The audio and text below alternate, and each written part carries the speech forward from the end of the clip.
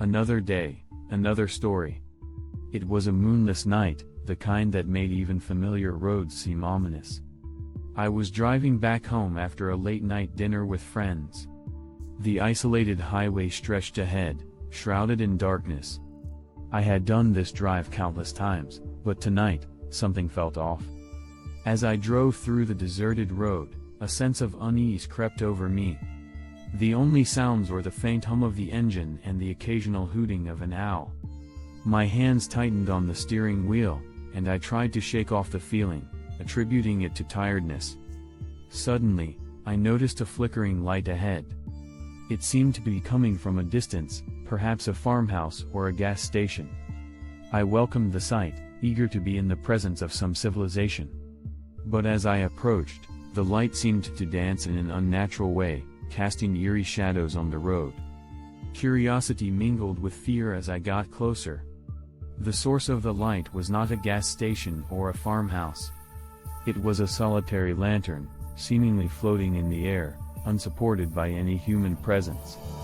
The sight sent shivers down my spine. Despite my instincts screaming at me to turn back, I couldn't resist the strange allure of the lantern.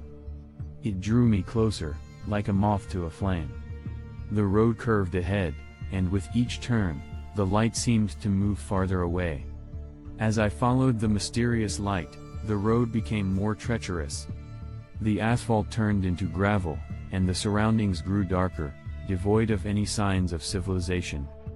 Panic gnawed at me, but I couldn't stop myself from continuing the pursuit.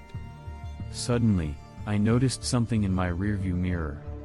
Two faint, glowing orbs appeared, steadily approaching my car.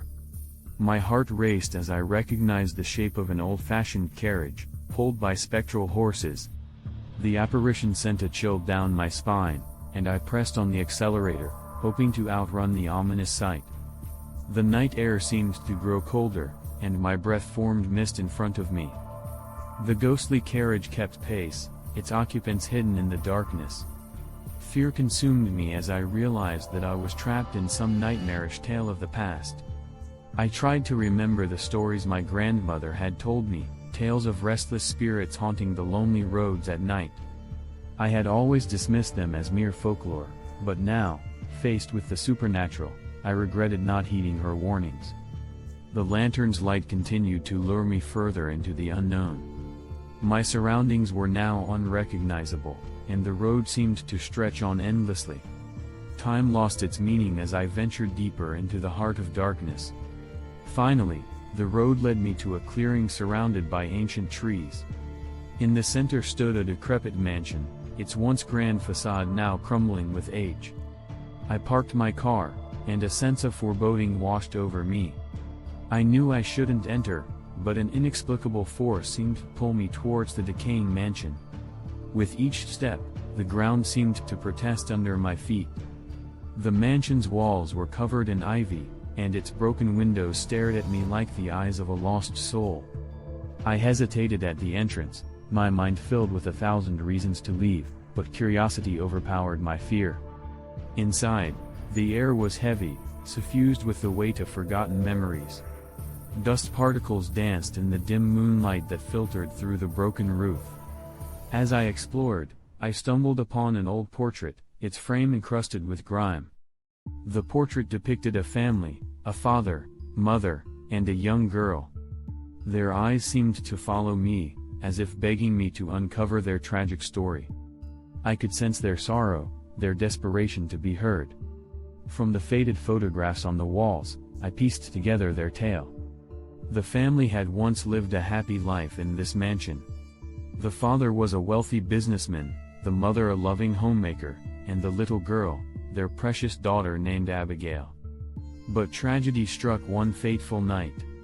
A fire broke out, consuming the mansion and claiming the lives of the entire family. The locals whispered of dark secrets hidden within those walls, secrets that led to their untimely demise.